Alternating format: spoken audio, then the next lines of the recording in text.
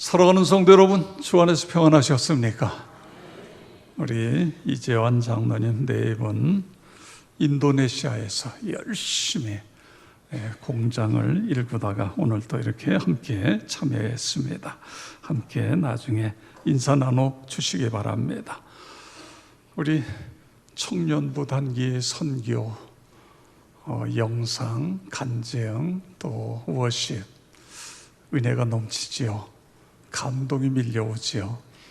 우리 앞에서 간증한 청년처럼 건강이 해당되는 분들은 내년도에 단기 선교에 함께 한번 도전해 보시기를 바랍니다.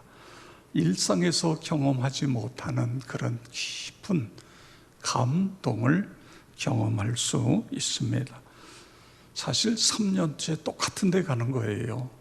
근데 이 청년들은 사실은 다른 나라, 다른 문화, 다른 걸 경험해 보고 싶어요. 근데 똑같은 데 계속 가면서도 거기서 받는 은혜와 감격이 있어요. 변화가 있어요. 하나님의 놀라운 역사에. 그렇습니다. 우리가 어떻게 하면 서로 감동을 주고받을 수 있을까? 참 감동을 주는 것에 좀 서툰 것 같습니다. 우리나라 사람들은. 그런데 여러분, 행복한 부부는 어떤 사람입니까? 남편은 아내에게, 아내는 남편에게 그런 잔잔한 감동을 주는 부부가 행복한 부부입니다. 누가 효자입니까? 부모님의 마음에 감동을 주는 자녀가 효자인 것입니다. 누가 직장에서 인정받고 사랑을 받습니까? 상사와 동료들에게 감동을 주는 사람인 것입니다. 하나님과 우리와의 관계도 마찬가지입니다. 하나님의 마음을 기쁘게 해드리고 하나님의 마음에 감동케 하는 그런 신자 누구입니까? 오직 말씀을 붙잡고 하루하루 살아가는 신자가 아닙니까? 하나님과 목회자와 성도들에게 감동을 주는 신자가 신앙생활을 바르게 하는 그런 신자인 것입니다. 성경에 나오는 훌륭한 믿음의 선진들을 보십시오. 그들은 한결같이 하나님을 감동케 하는 삶을 살았습니다. 오늘 창세기 22장 16절 17절에 보면 여호와께서 이르시기를 내가 나를 가리켜 맹세하노니 내가 이같이 행하여 내 아들 내 독자라도 아끼지 아니하였은즉 내가 내게 큰 복을 주고 내 씨가 크게 번성하여 하늘의 별과 같고 바닷가의 모래와 같게 하리니 내 씨가 그 대적의 성문을 차지하리라. 아멘. 이게 무슨 말씀이죠? 하나님이 감동하셨다, 그런 뜻 아닙니까? 아브라함과 사라는 원래 아이를 낳을 수가 없었어요. 99세가 되었는데도 애를 낳지 못했습니다. 그런데 하나님은 이 가정에 아들을 주시겠다는 거예요. 심지어는요, 아브라함 열국의 아비, 사라 열국의 어미, 이렇게 이름을 바꾸어 가면서까지 자녀들의 마음속에, 이 아브라함의 마음속에 확신을 심어줍니다. 그런데 그 다음에 다시 하나님 사자가 나타나서 이야기를 하는데 사라가 웃는 거예요. 말도 안 된다는 거죠. 이미 여성성이 다 끝났고 아이를 낳을 수 없는데 어떻게 애를 낳는단 말인가? 그랬더니 하나님께서 이 웃는 사라를 향하여 나무라시면서 이런 말씀을 하나님이 주셨습니다. 창세기 18장 14절에 있는 말씀입니다. 우리 다 같이 함께 읽겠습니다. 여호와께 능하지 못한 일이 있겠느냐? 기한이 이를 때에 내가 내게로 들어오린 사라에게 아들이 있으리라. 아멘. 여호와께 능하지 못한 일이 있겠느냐? 내가 다음에 올 때 그때 아기가 잉태되어진다. 여러분 믿으시기 바랍니다. 여호와 하나님 안에서는 능히 하지 못할 일이 없는 것입니다. 예수님께서도 이와 비슷한 말씀을 하셨습니다. 마가복음 9장 23절에 보면 예수께서 이르시되 할 수 있거든이 무슨 말이냐? 믿는 자에게는 능히 하지 못할 일이 없느니라 하시니 아멘. 그렇습니다. 이것이 나와 여러분의 믿음이 되기를 바랍니다. 이 믿음 가지고 승리하시기를 바랍니다. 우리가 믿음으로 살면 하나님께서 우리를 도와주셔서 능히 하지 못할 일이 없는 그런 삶을 살아가게 해 주시겠다고 하는 그런 놀라운 약속의 말씀인 것입니다. 이 말씀을 해서 아브라함과 사라가 이 사실을 믿게 한 다음에 아들을 정말 주셨어요. 그래서 그 아들을 이상, 기쁨, 웃음 그렇게 이름을 지었습니다. 100세의 아들이 태어났어요. 기적적으로 태어났습니다. 이 아이가 점점 건강하게 성장해 갑니다. 그런데 어느 날 하나님께서 아브라함을 부르세요.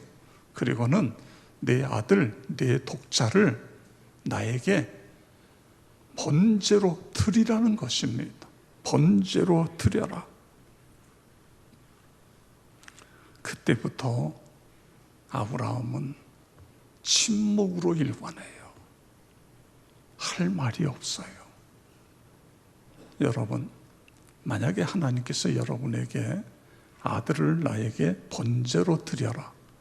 그런다면 여러분은 어떻게 하시겠습니까? 제가 생각해 봤어요. 저는 자신이 없어요. 그렇게 할 수 없을 것 같아요. 아브라함이 침묵해요. 그러면서 아침에 일찍 일어나 모든 준비를 마칩니다. 아들과 함께 하나님이 지시하는 땅, 그곳으로 발길을 옮기는 거예요. 3일 길을 가는데 한마디도 하지 않아요.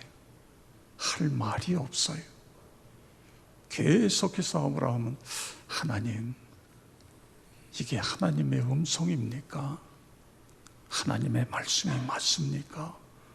어떻게 자식을 불에 태워 죽일 수 있어요? 하나님께 드릴 수 있어요? 이건 말이 안 되는 것 같은데요. 하여간 침묵하면서 계속해서 가요. 이제 저 앞에 멀리 산이 보입니다. 근데 그때에 아들이 아버지의 침묵을 깨트립니다.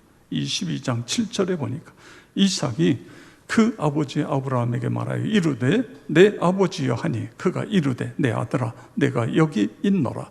이삭이 이르되 불과 나무는 있거니와 번제할 어린 양은 어디 있나이까. 전혀 아무 생각도 할 수 없는데 갑자기 아들이 요상한 질문을 하는 거예요. 여러분 어떻게 대답하겠어요? 글쎄, 이렇게 난처한데, 그런데 그때에 아브라함이 이렇게 대답합니다. 아들아, 번제할 어린 양은 하나님이 자기를 위하여 친히 준비하시리라. 저는 이 말씀을 묵상하면서 이것이 아브라함의 평소의 신앙의 모습이었다. 언제 누가 갑자기 전혀 예상하지 못한 질문을 해도 성경적인 대답을 할 수 있는 것, 하나님이 기뻐하시는 대답을 할 수 있는 것, 믿음의 언어를 사용할 수 있는 것, 이것이 오늘 우리 그리스도인의 삶의 자세가 되어야 되지 않겠는가? 여러분, 이걸 아브라함이 번제 제물은 없어요. 너다, 너 이룰 수는 없잖아요. 그런데 하나님이 준비하신다. 참 이 부분도 저에게는 감동이 됩니다. 그래가지고 이제 산 밑에서 다른 것 다 짐승 다 거기다 놓고 사람들 다 거기 있으라고 그러고 이제 그 번제를 태울 땔감을 아들에게 지우고 아들하고 아버지하고 또 산을 향하여 올라갑니다. 역시 아브라함은 침묵이에요. 침묵. 할 말이 없어요. 그래서 산꼭대기에 올라가가지고 그때부터는 정신없이 아브라함이 서두르는 거예요. 단을 쌓고 단 위에다가 나무를 몰려놓고 그러다가 갑자기 돌변해서 끈으로 아들을 꽁꽁 묶습니다. 아브라함이 아들을 번쩍 들어서 단 위에다 올려놨을까요? 아마 아들을 들으면 아브라함의 허리가 부러질 거예요. 100세가 훨씬 넘었잖아요. 그러면 어떤 일이 일어났을까요? 아버지가 자기를 꽁꽁 묶는데도 이삭은 아무 소리 안 해요. 아마도 아버지가 이삭에게 네가 올라가라. 하나님이 너를 번제로 드리라고 한다. 그랬을 때 이삭은 지체하지 않고 그 제단 위로 올라갔을 것입니다. 그래서 이삭을 예수 그리스도의 그림자, 모형 이렇게 이야기하는 거예요. 우리 예수님께서 십자가를 얼마든지 피할 수 있는데도 불구하고 이것이 아버지의 뜻이고 아버지의 마음이다. 그래서 예수님이 십자가를 향하여 올라가셔서 그 십자가의 모진 고통을 다 당하신 것 아닙니까? 그런 것처럼 이삭이 이것이 하나님 아버지의 뜻이라고 한다면 그래서 올라간 거예요. 그리고는 아브라함이 칼을 빼가지고는 내리치려고 하는데 그 순간에 하나님의 사자를 통해서 아브라함아, 아브라함아, 멈춰라, 멈춰라, 그거예요. 2번씩이나 반복해서 22장 11절에 보세요. 여호와의 사자가 하늘에서부터 그를 불러 이르시되 아브라함아, 아브라함아 하시는지라. 아브라함이 이르되 내가 여기 있나이다 하매 사자가 이르되 그 아이에게 내 손을 대지 말라. 그에게 아무 일도 하지 말라. 내가 내 아들 내 독자까지도 내게 아끼지 아니하였으니 내가 이제야 내가 하나님을 경외하는 줄을 아노라. 아멘. 하나님이 얼마나 감동하셨으면 이렇게 말씀하고 있습니까? 내가 이제 안다. 네가 나를 경외하는 걸 내가 이제야 안다. 성도 여러분, 하나님께서 아브라함에게 원하시는 것은 제사, 제물이 아닙니다. 그것이 아니라 아브라함의 신뢰와 순종을 요구하신 것입니다. 하나님께서 진정 기뻐하시고 감동받으시는 것은 제물이 아니라 예배자의 마음가짐, 마음 자세인 것입니다. 일상에서의 표현되어지는 하나님 제일주의로 살아가는 그 모습을 하나님은 보고 싶어 하시는 것입니다. 성도 여러분, 여러분의 신앙 상태는 어떻습니까? 하나님을 감동시킬 만한 그런 삶을 살고 계십니까? 하나님은 어디에 감동을 받으실까요?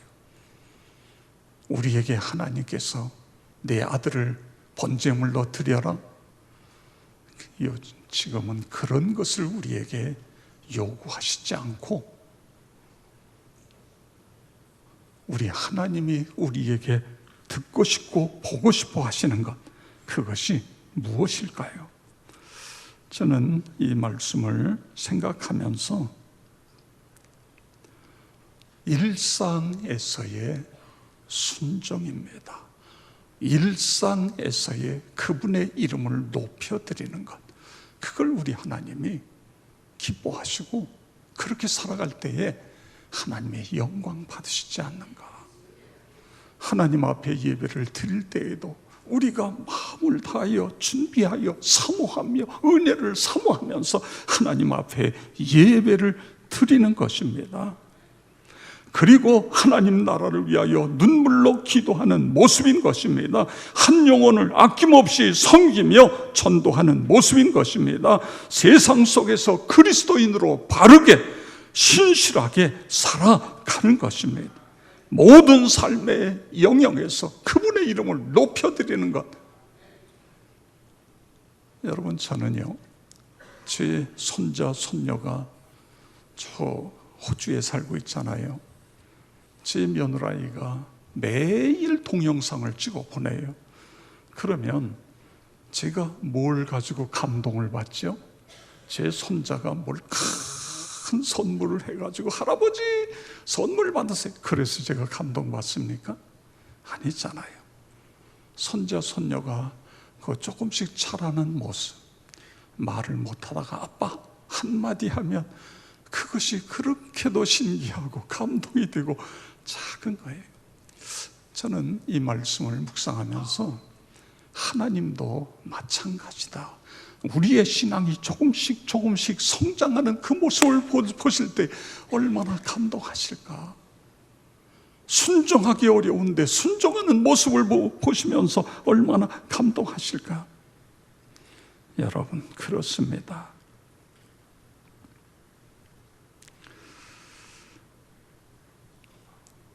이렇게 순종하니까, 아브라함이 순종하니까 하나님 어떻게 하세요? 여호와 이레, 하나님이 준비하셨어요.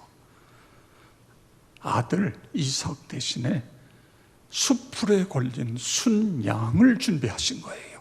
그래서 아브라함이 그 순양을 보면서 외친 것이 뭐냐면 여호와 이레, 하나님이 준비하셨다, 하나님이 준비하셨다. 그렇습니다. 본인이 아들한테 하나님이 준비하실 것이다 그랬는데 하나님이 그 말씀을 들으시고 하나님이 준비하셨다, 여호와 이레, 그렇게 소리를 지른 거예요. 저는 이번 단기 선교팀 사역을 보면서 너무너무 하나님께 감사를 했어요. 짧은 주일날 갔다가 토요일날 돌아오는 아주 짧은 시간인데 엄청난 일들을 하고 왔어요.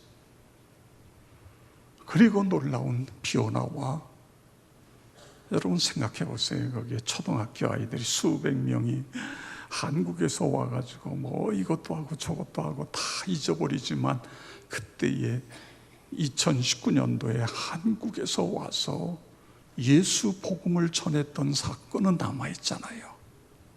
이것이 평생 가는 것입니다. 평생 가요. 마약 중독 병원에 있는 그 수백 명의 마약 중독되어 있는 그곳에 가서 하나님께서 이 마약의 문제를 풀어주실 수 있다고 하는 그런 어떤 드라마를 할 때에 그것이 머릿속에 남지 않아요? 이렇게 저는 우리 교회가 이런 귀한 일에 쓰임받게 되어지고 또 이렇게 많은 사역들을 감당할 수 있었던 건 본인들이 준비하고 본인들이 기도했지만 동시에 뒤에서 많은 성도님들이 기도로 물질로 후원하고 그래서 많은 일들을 감당할 수 있었어요. 제가 거기에 선교센터, 훈련센터 할 때에 숙소에 대한 이야기를 했잖아요. 그랬더니 성도님들이 다양하게, 어떤 분은 500만 원, 또 어떤 분은 100만 원, 또 어떤 분은 50만 원 이렇게 막 헌금을 해주셨어요. 그리고 그분들 중에 몇몇 분들하고 이야기를 들어보니까 너무너무 놀라운 간증이 있어요. 아, 이 모든 것을 하나님이 하고 계시구나, 하나님이 역사하고 계시구나. 우리 하나님이 우리 태국 선교팀들을 통해 얼마나 감동받으실까. 이 일을 위해 옆에서 함께 애쓰고 수고한 그 성도들의 모습을 보며 하나님이 얼마나 감동하셨을까. 성도 여러분, 하나님을 감동케 해드리면 여호와 이레의 축복이 있다 믿으시기 바랍니다. 하나님이 준비하시는 거예요. 하나님이 역사하세요. 하나님이 기적을 일으켜 주세요. 요셉을 보세요. 요셉이 형들에게 미움을 받아가지고 애굽의 종으로 팔려갔어요. 열심히 노력해서 총무가 돼, 가정 총무가 됐어요. 그런데 주인 아주머니가 흑심을 품고 그런데 그걸 거절하잖아요. 거절할 때 뭐라 그래요? 내가 어떻게 하나님 앞에서 죄를 지을 수 있습니까? 그리고 뛰쳐나왔어요. 하나님이 그 모습을 볼 때 얼마나 감동하세요. 결국은 그 요셉을 애굽의 총리로 세우는 것을 볼 수 있어요. 다니엘과 세 친구를 보세요. 보로민의 자식이에요. 어쩌다가 왕의 여러 가지 잡일을 할 수 있는 그런 거기에 뽑혀요. 그런데 그냥 하는 게 아니에요. 그 중에 테스트에서 그 중에 또 뽑는 거예요. 그런데 왕이 내린 음식을 거절하고 있잖아요. 이거 하나님이 기뻐하시지 않는 음식인데 저희들 이것 대신에 이렇게 먹게 해주세요. 환관장이 그걸 들어줍니다. 결과가 어떻게 되죠? 그 아이들보다, 산의 진미를 먹은 아이들보다 훨씬 더 건강하고 10배나 더 지혜롭고, 그래서 그 아이들이 다 뽑히는 거예요. 결국은 다니엘이 바벨로니아의 총리까지 올라가게 되는 것을 볼 수 있습니다. 하나님의 영광을, 우리 하나님을 기쁘게 해드리는 이 일을 위해서 애쓰니까 하나님께서 이렇게 다양하게 역사하시는 것을 볼 수 있습니다. 그뿐만 아니라 17절 18절 함께 읽겠습니다. 내가 내게 큰 복을 주고 내 씨가 크게 번성하여 하늘의 별과 같고 바닷가의 모래와 같게 하리니 내 씨가 그 대적의 성문을 차지하리라. 또 내 씨로 말미암아 천하 만민이 복을 받으리니 이는 내가 나의 말을 준행하였음이라 하셨다 하니라. 아멘. 하나님이 하나님을 감동케 하니까 어떤 일이 일어난다고요?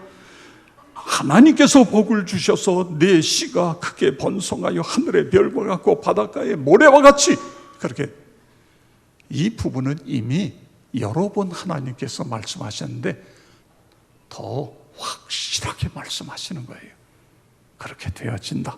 그리고 그 다음에 보면 대적의 성문을 차지하리라. 이게 무슨 뜻이에요?